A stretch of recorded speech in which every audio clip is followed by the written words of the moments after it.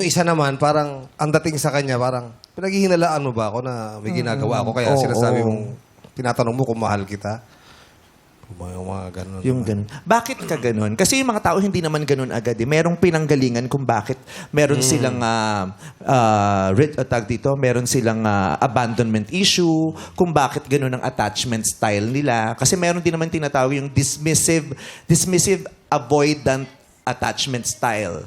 Yung dismissive avoidant, yung dismissive avoidant naman yung nagugustuhan nila yung tao, pero pag nagugustuhan nila, meron silang sineset na barrier hanggang dito lang kasi ayokong ma-fall talaga sa kanya. Ayaw ibigay lahat. Oo, yung parang mahal naman natin ang isa't isa, pero hanggang dito lang tayo Kasi Ay, ayaw lumalim. niyang tuluyang mahulog. Meron siyang fear kung bakit ayaw niya kasi natatakot siya Maaaring kasi dati, nung pumayag siya, nung binigay niya yung kalooban niya, Naloko na-betray siya. Oo. Niloko siya. Kaya ayaw niya nang magbigay ng totoong damdamin. Parang hanggang dito lang, pinoproteksyonan niya yung sarili niya kasi maaaring may sumayang nung damdamin niya dati. Okay. Ikaw, bakit ka ganun? Bakit gusto mo nang ma-reassure lagi, ma-validate kung mahal ka niya, kung ikaw pa din?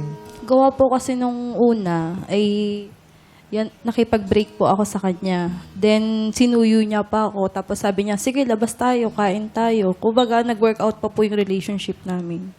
And then, nung last time po, na-feel ko po na parang wala na talaga, ganyan. Tapos, parang feeling ko yung motor na lang yung connection namin, kaya siguro siya nag-stay.